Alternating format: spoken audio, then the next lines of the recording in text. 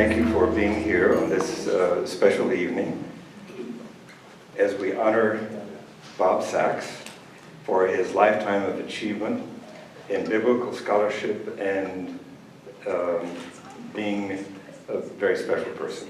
So, on behalf of the Santa Fe Jewish Book Council, we'd like to thank Congregation Beit Tikva and President Paul Grace, who is here, for hosting this event and having this happen here. And I would like to introduce the organizing members of the Santa Fe Jewish Book Council, and if you would please stand. Gloria Valla-Valen, Camila Mandler, Nuri Pat, and Pat Shapiro, and who worked on this event and the one for tomorrow, the book fair that will be happening. We gathered tonight as part of the celebration of the National Jewish Book Month in Santa Fe. We are the people of the book, and we honor those who produce the knowledge and books that enlighten us and lead us to more understanding of our world and spirituality. I would like to recognize those of you who are published authors who are here, and would you stand? The published authors, I know a good part of the crowd is going to do.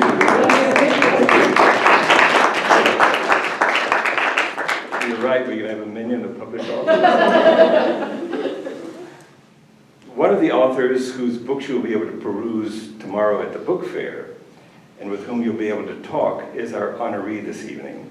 Bob Sachs is a person of incredible range of knowledge and scholarship, from the Bible to Socrates, from Shakespeare to Newton, and even obscure linguistic things from the Celtic languages to the Berbers that we were just talking about.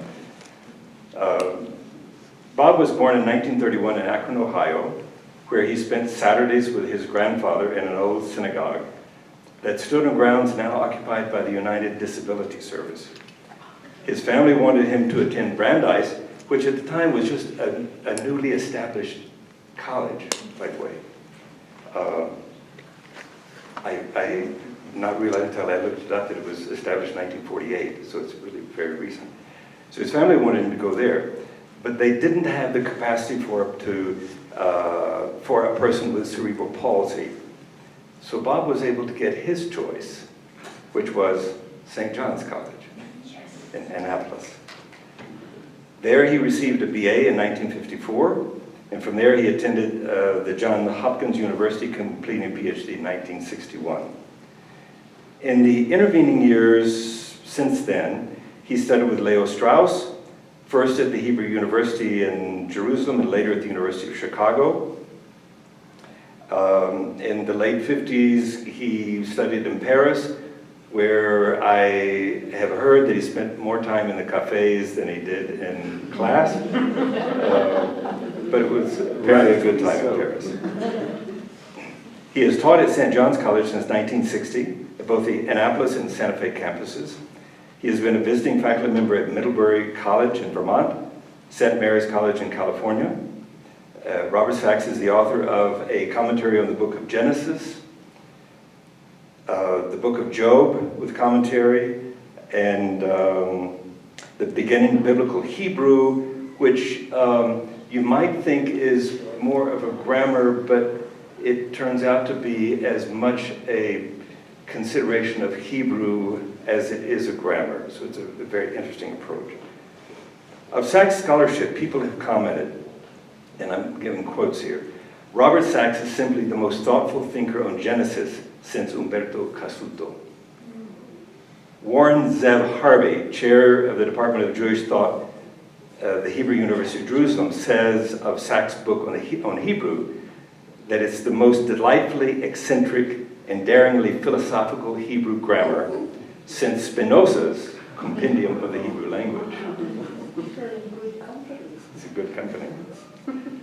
Leo Cass, professor of the Committee on Social Thought at the University of Chicago, says, Robert Sachs has produced a truly remarkable exploration of Hebrew grammar, not only illuminating for students of the Hebrew language, but wonderfully suggestive for students of language and logos as well.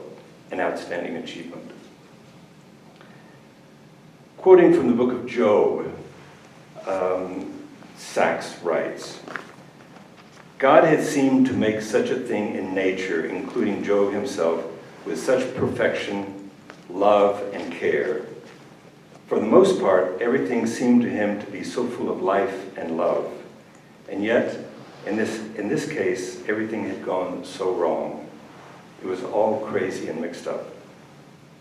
This is perhaps Job's deepest insight into the nature of his own feelings and thoughts.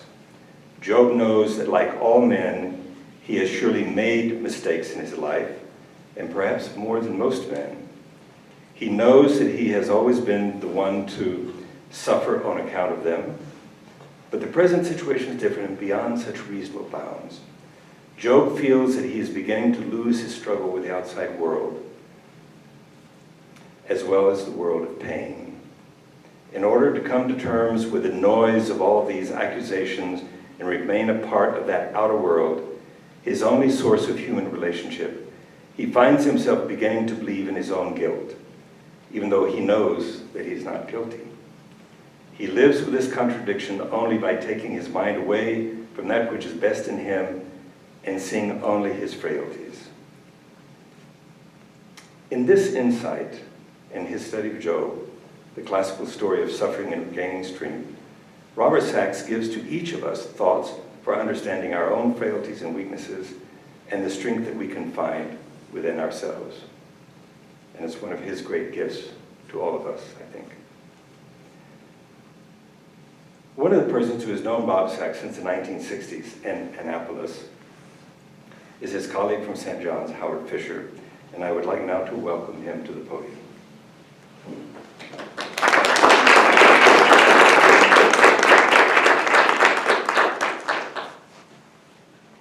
Thank you. It's wonderful to be here on this occasion. I became Bob Sachs's colleague at St. John's College more than 51 years ago when I joined him as a tutor on the Annapolis, Maryland campus. But before I actually met him, I heard students talking about him. He was the tutor who had assigned his laboratory class not one, but two papers. The first, why electricity is like water. The second, why electricity is not like water. What a good lesson, I thought, for I suppose that I understood the purpose of that unusual assignment. Don't commit yourself to a point of view without also being able to make the best possible case for the opposing view. Well, that would indeed have been a salutary maxim, but as I later came to recognize, Bob's thought is always more subtle than right or left, or black or white, or being or not being. Neither of those apparently contradictory positions is adequate, but neither is false either. Deep understanding, not just of scientific, but of all the pressing human questions, requires us to cultivate real tension between insights and images that don't easily fit with one another. Bob seldom chooses the easy path. In Annapolis, he rode around town on a tricycle that became famous because it shared with all other tricycles the property of being supremely unstable. When he built his house here in Santa Fe, he could have specified a one-story dwelling for ease of navigation. Instead, he built a two-story house with a circular staircase, and where even the main level had a sunken area. He chose variety, interest, and curiosity over predictable convenience. As he seldom does things in a typical way, Bob almost never interprets in the usual way. When he ventures an opinion, you can be sure that it will be interesting, well thought out, carefully expressed, and nothing at all like anything you've ever heard before. An early reviewer of Bob's book on biblical Hebrew was already cited by Ron, the most delightfully eccentric and daringly philosophical Hebrew grammar since Spinoza. It would be hard to be more unconventional than that. Bob's way of thinking also exhibits a profound sense of the connectedness of things, the way we can be led to the whole of a question from a single part, sometimes a part that might appear rather inconsequential at first. Bob describes how a single conjecture by one of his professors concerning the form of the Hebrew participle medaber, speaking one, led him to see grammatical forms as the traces of living thought rather than being dead linguistic habits. Throughout his career, Bob has been a scholar and a teacher of biblical language and literature, in which field he has guided more than a few generations of students, colleagues, and international correspondents. Bob has both led and participated in study groups at a number of local synagogues, and he is currently a much appreciated member of the Rambam study group at Kol Ramah. Dana Densmore and I were fortunate enough to be able to study biblical Hebrew with Bob for something like 5 years, an effort that led to the 2011 publication of his book, Beginning Biblical Hebrew, by Dana and Bill's publishing house under the Kafir Yarok imprint. This past October, we were honored and delighted to bring out a revised and expanded edition of Bob's bold and vivid translation of the book of Job, which incorporates his searching and perceptive commentary on that most challenging work. Forthcoming, too, is a third book, Bob's commentary on Genesis, which will be published under its original title, The Lion and the Ass.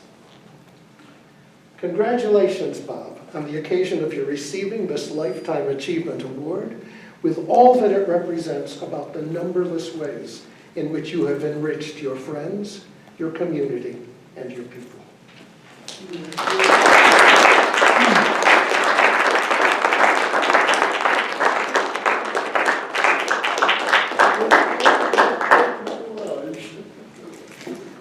And Janet Doherty, also a colleague and faculty member. It's an honor to be here. Bob Sachs has been for many years a colleague of mine at St. John's College. I met him for the first time, briefly, when I came for an interview to the Santa Fe campus in 1981. It was a warm day in May, and he was leading a class on the grassy knoll with a wobbly portable blackboard as a prop. I met him again as a colleague, this time in Annapolis. So we have known each other for a long time.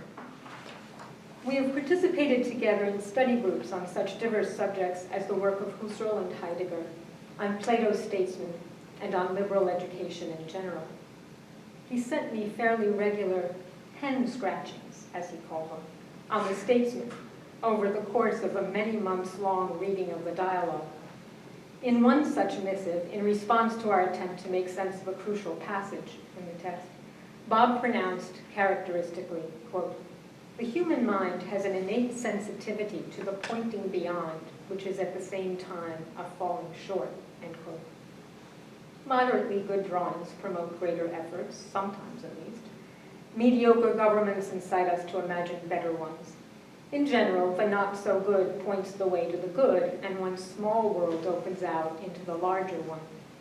If this is not so, it seems impossible to discern standards for any judgments we might make, so I want to believe it.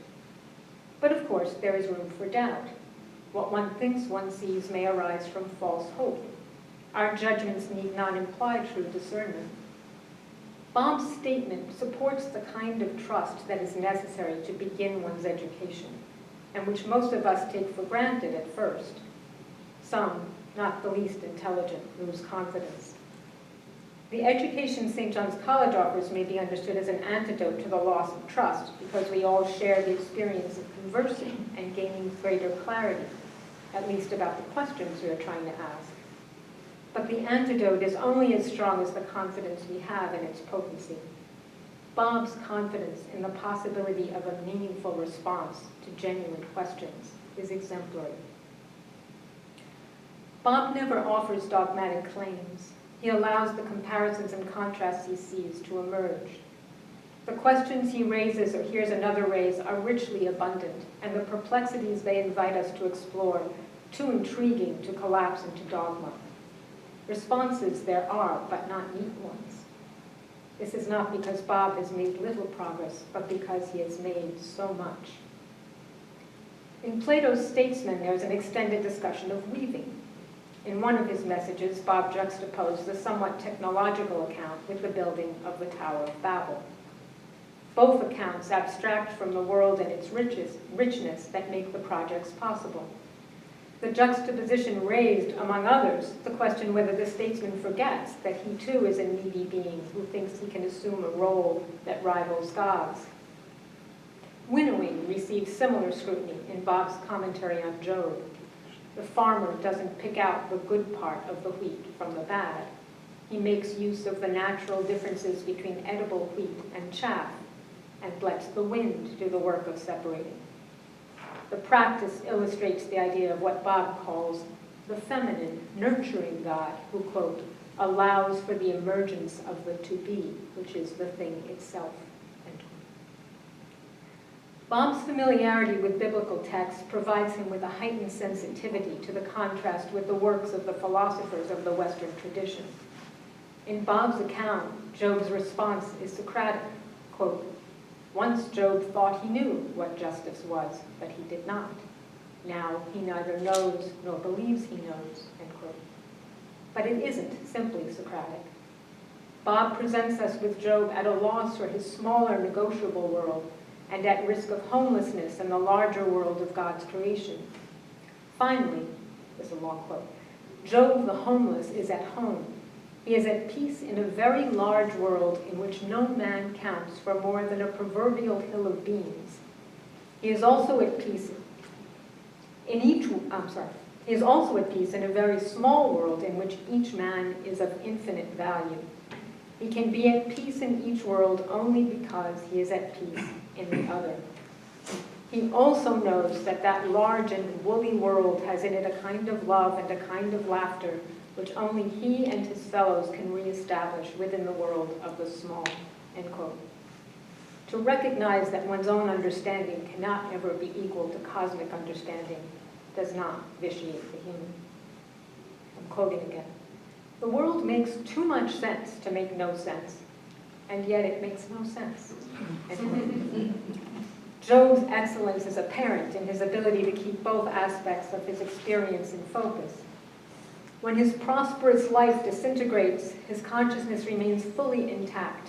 He neither forgets the world in which things made sense, nor insists that it must again. His moral dysphoria illuminates ours. His experience is singular, but it is at the same time exemplary of the human experience of living in a world that is thoroughly negotiable until suddenly it is not. I quote again from Bob's commentary, quote, the surface world, which Job has committed himself to taking seriously, is a crazy, contradictory world, full of wisdom, valor, and madness, full of roads to glory that lead nowhere. The simple world of growing corn and barking dogs has become more like a Picasso still life, which when it first comes to sight, seems to be no more than a blue bottle and a bowl of fruit lying on a country table. Yet as one looks on, order begins to evaporate, and one begins to wonder how, if Dirac is right, Ptolemy could ever have even seemed to be right. The world is too orderly, too revelatory to be chaos, and yet that is where it always seems to find itself. Bob's translation and his commentary on Job arise out of careful examination of the text and scholarly familiarity with its language. Serious readers must rely on the help of a scholar to disentangle problematic aspects of the text. But scholarship, however meticulous it may be, sometimes hinders the reader, convincing her that where she begins is simply in error. Bob's work enriches without supplanting the naive reading of the text that is accessible to ordinary humans, for whom the work was presumably intended. Because the text does not lose touch with the ordinary reader, Bob's work does not. His scholarship illuminates the text so that the reader has greater access to it than before. His work is that of a true teacher, someone who is conscious that his own understanding is both somewhat alien and yet accessible to others. Unlike other scholars, Bob invites his readers to place themselves in the appropriate stance toward Job, because Bob has positioned himself there with such grace and steadiness. Sorting out the relation between Job and Socrates, Jerusalem and Athens, is a huge scholarly undertaking, and it must begin with the human experience each describes. But what do I mean here by begin? Bob has helped me and many others to see that to insist on a beginning place that shows all others up as spurious is a great inhibitor of learning. It is as clear from reading Bob's written work as from conversing with him that he sees beginnings as elusive. The true beginning, the clearing in which one finds oneself alone with the object of study, is an ever-receding goal to be sought. Similarly, humans can never get quite right how we ought to live. Like the fish God created, our ways are not given to us with our species. I cannot simply neglect Bob's commentary on Genesis. Tutors at St. John's often read the first chapter of Genesis in the Septuagint Greek text with students. We linger over each line long enough to make some sense of it. We are doing well when we see patterns of repetition and wonder about word choices, and we try to sort out the order of creation. We notice more the more we linger. But if any of us dips into Bob's commentary, we linger much longer. He shows us much that we tend to overlook and allows the details to coalesce into a reading without forcing it. To know one's small world and how it does and does not make sense so well that one does not impose it on the larger world is Bob's genius. His scholarship opens up the possibility that one can see beyond one's small world, that education is a real possibility. This is extraordinarily rare, and we are much indebted to him. Thank you.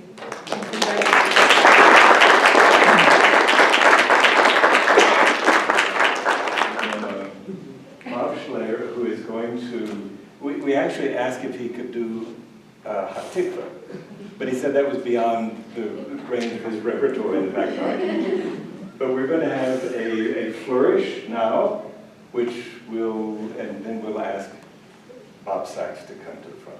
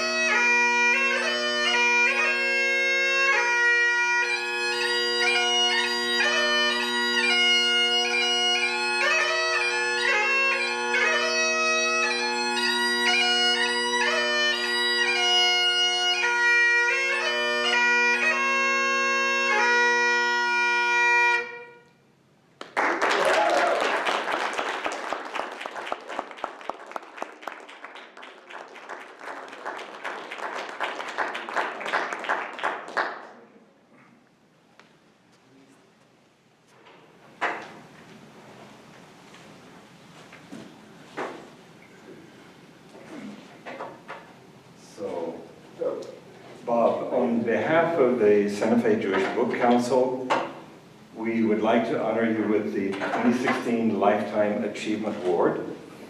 And achievement awards always come with a certificate, unfortunately.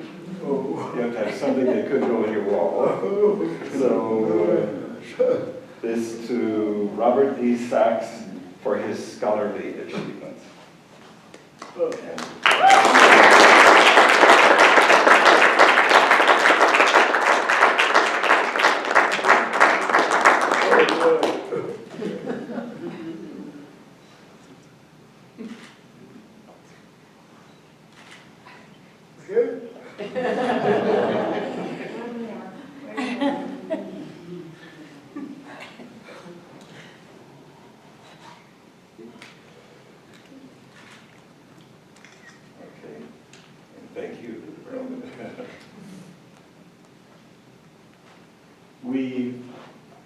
In addition to a certificate, we thought it would be appropriate to plant a small grove of trees for you in Israel.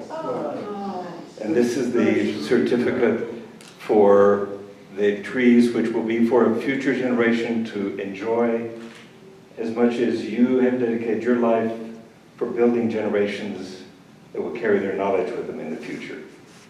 And as it turned out, this seems to be an appropriate time to have a new grove of trees in Israel.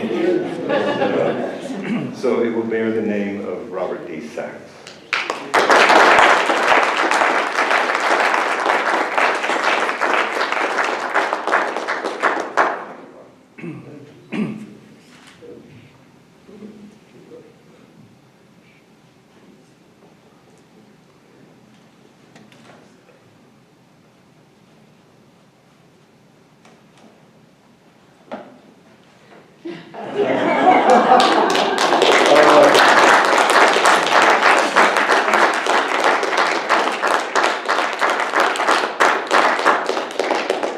He did promise to dance. So.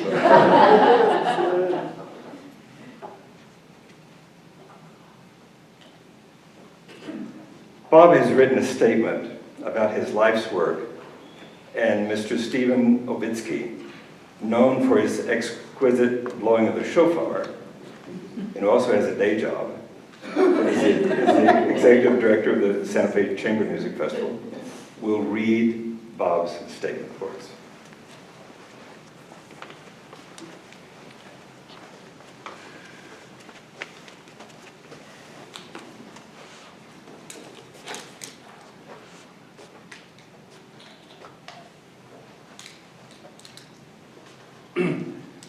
This is particularly wonderful to be able to do on Bob's behalf. Considering Bob was one of the very first people I met when moving to Santa Fe about almost 13 years ago. So Bob entitled this, "My Interest in Biblical Studies." Some years ago, I happened to be visiting New Orleans. My hotel was across a wide and bustling street from the old French Quarter, where the streets were narrow and the buildings tall and finely worked. I was impressed not so much with what my eyes saw, but with what which can only be seen in that strange world which leaves hazy the distinction between sight and imagination. I could almost see it as it must have been, tight little center of urban life kept small and compact in the middle of 1,000 miles of nothingness. Only the sight of the was in the is can make the is to be what is. A human mind, this I, who became interested in biblical studies, is far from the famous Cartesian tabula rasa. It is much more of an ancient and sprawling mansion haunted by ghosts of thoughts which once came to be and thrived in a mind not my own. When I was in New Orleans, I believed I caught sight of a way one might begin to contact these ghosts. Most of us today, as we say, can feel inertia in the pit of our stomachs. So deep have the thoughts of one Sir Isaac Newton worked their way into our viscera. In all manner of contexts, we speak of men and women we know of having or not having inertia. We think of inertia as if it were something out there, just like an apple tree or a mountain. Although in fact, mountains and the apple trees are much older than the idea of, and so our feeling of inertia. This example we have given, the talk about inertia that some men and women are described as having, precisely because the notion of inertia, which it implicitly contains, is quite far from what Newton intended. It is in fact a kind of melange of Newton and the earlier concept of impetus, which he had clearly intended to replace. Einstein saw this problem as clearly as any thinker ever had. In many of his writings, he often tries to retrace his thought in order to recapture the grounds upon which things first came to light. Answers are fine things. We spend our lives searching for them. Yet, Einstein was aware of their seductive character. For him, answers run the danger of settling and therefore of erasing the very questions which gave rise to them, and in doing so, they erase themselves as answers. And in such a way as this, they degenerate into common opinion and become no more than simple prejudice or a dogma. The proofs themselves, of course, do not run away. They can be written down, perhaps in some cases even simplified, and copied out into any fine textbook. But without reading, say, his paper of 1904, we do not see the problems which were available to him from within his horizon and which gave rise to his concern. Images, metaphors, and language itself are the haven of the ghosts, and yet without them we could not even begin to think and would be mute as stone. The thoughts of other men from other times, men like Newton and Galileo, even going back to Philoponus and perhaps others, seem like seeds or viruses that have buried themselves deep in our guts. These ghosts of once living thoughts can become airborne and flit from mind to mind, and like a virus or a cancer, they can masquerade as being our own. To understand ourselves, our own haunted house, then, means to see that horizon opening up by reconsidering the labor of that thinker for whom the horizon first opened. As a child, I had a rather strange view of the world in which I lived. Of course, I somehow knew that Shakespeare wrote in English and that he had written a very long time ago. At the same time, I was confused by the fact that the grandfather of the kid next door could speak English as well as I could. Grandfathers, I thought, speak Yiddish.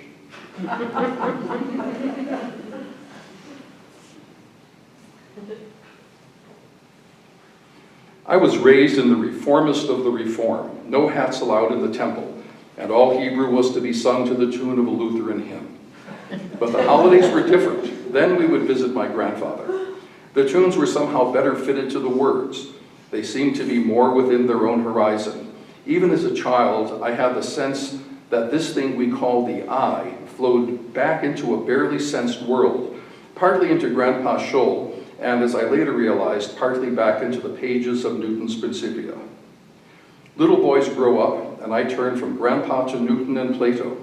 My parents had wanted me to attend Brandeis College, but fortunately for me, Brandeis had no room for young men with cerebral palsy, so there was no family squabble.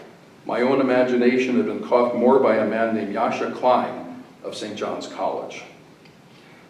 For Klein, this facing the world meant coming to terms with those books and thinkers of the past, which has helped to form us and our way of thought, not because we had read them, but precisely because we had not read them, but only absorbed them passively and thoughtlessly through cheap talk and terms of speech we supposed ourselves to command. Knowledge for him was not something that could be written down in a book. Our own voice is the only voice able to articulate all those blurred and obscured thoughts which are first stirred up from within our own particular partial awareness of the surface of things as it lies within our own particular shaggy and ill-defined horizon. Other thoughts may have a brilliant central focus, but when they have been poured from one mind into another, they lose that particular periphery which once connected them to the land in which they were born. For this reason, there are no pathways that could lead a person back to his own horizons and beyond.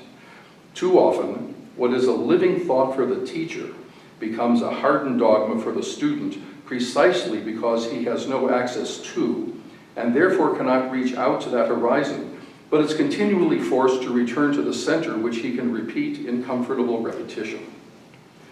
Part of this mongrel I call I lies in the pages of dusty old books unopened for centuries.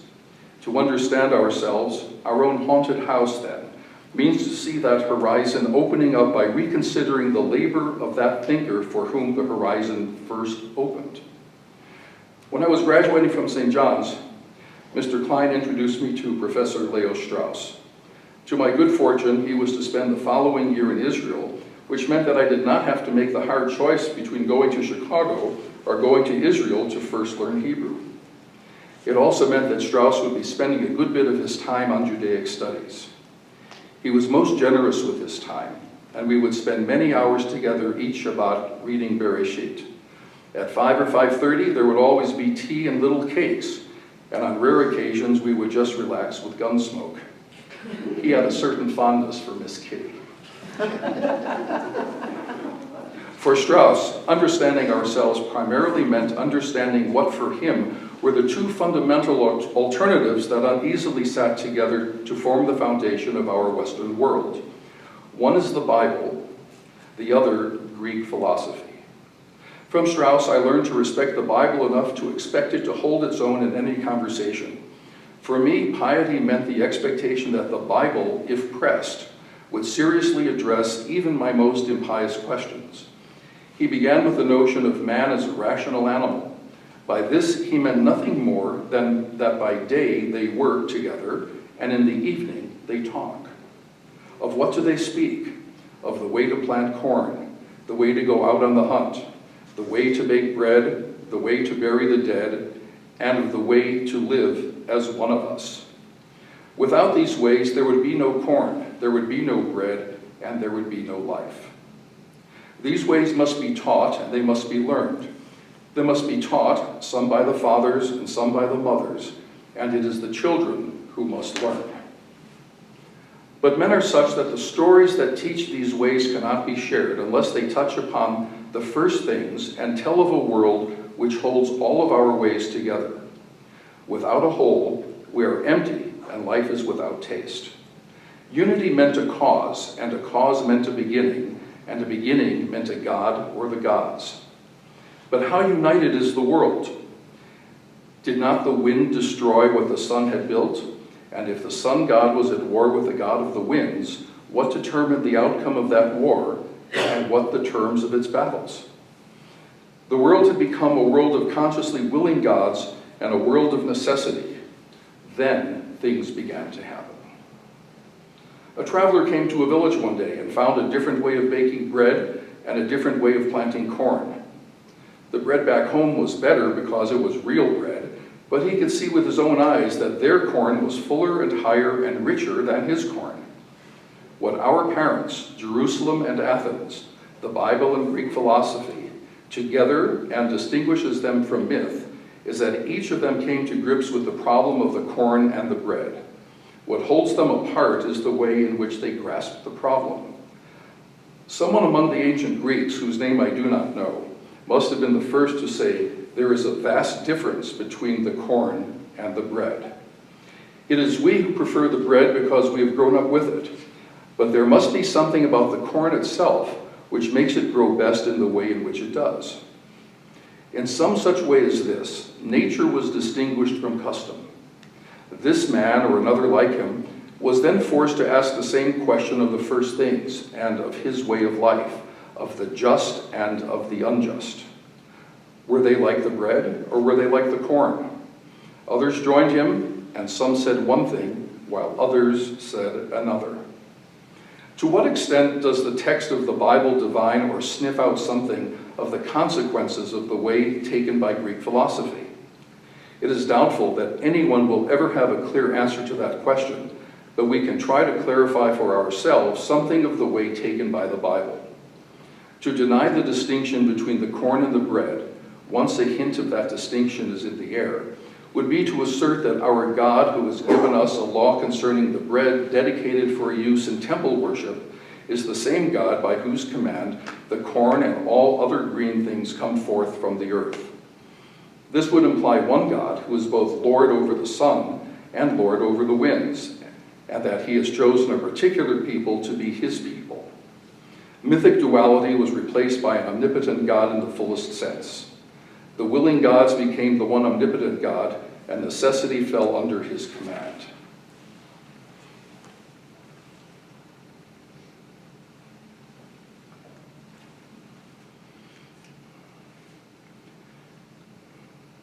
I believe that what struck Strauss most about the Bible is the depth of insight with which it presents what for him was the fundamental alternative to Greek philosophy.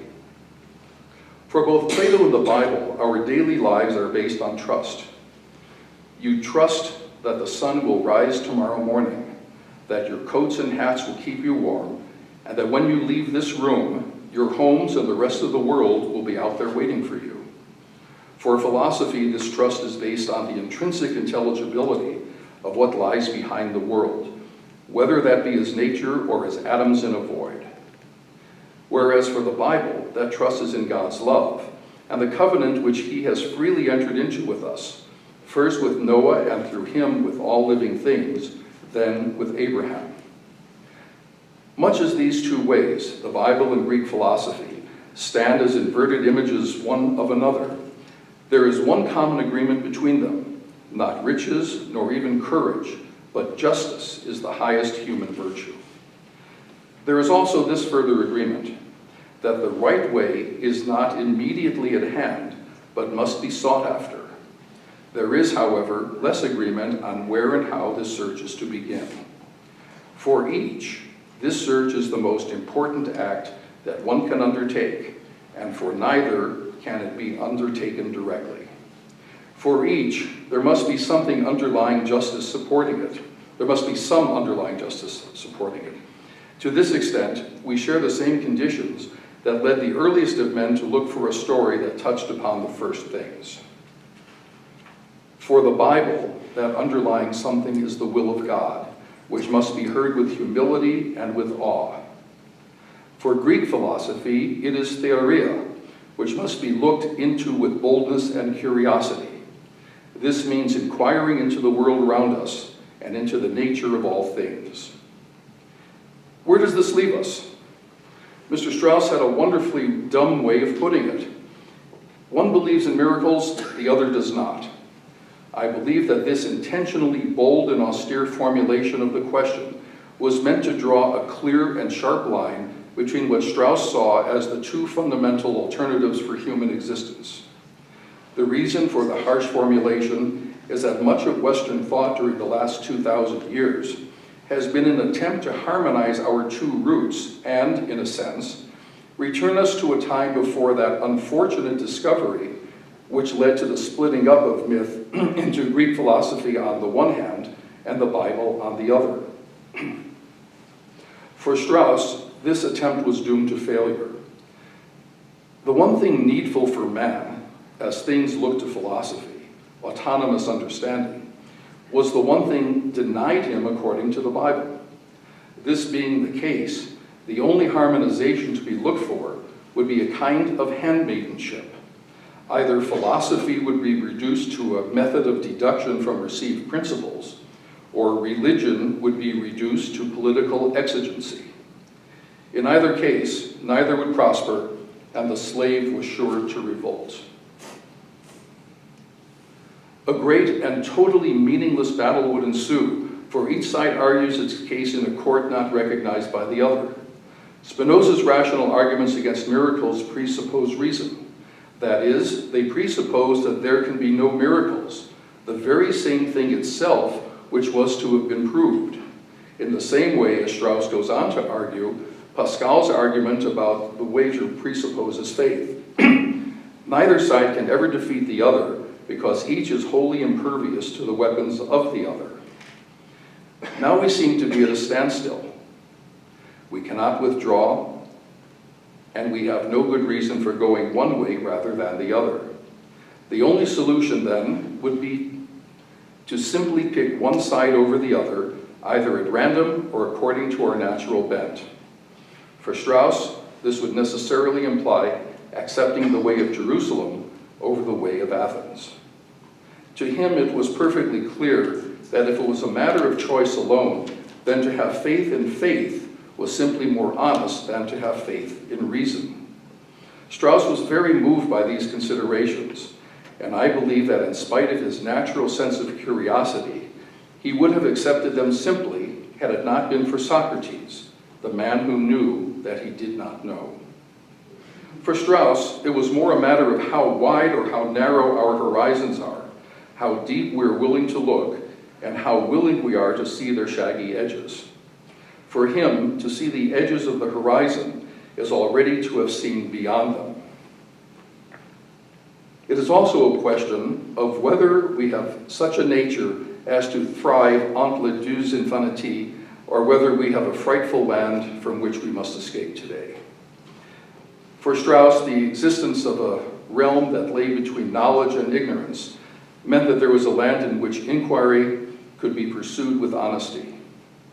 This implies that while philosophy can proceed only by examining the way things seem to be, as long as the horizons are open, it must learn to coexist with theology.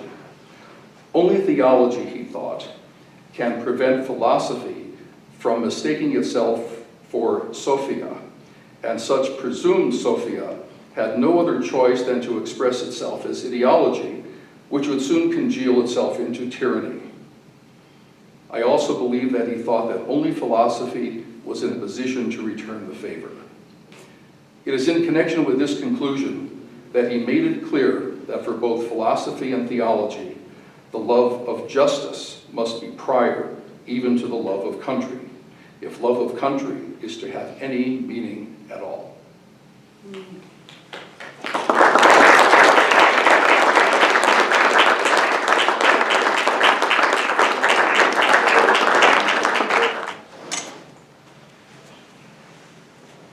Thank you for being here this evening and helping us honor Mr. Robert Sachs. Not doctor, not professor, Mr. Sachs, and his achievements in biblical scholarship. Thank you, Mr. Sachs, for giving voice to compelling stories, creating beautiful word images, and providing information to enlighten our thoughts to all of us. We thank you.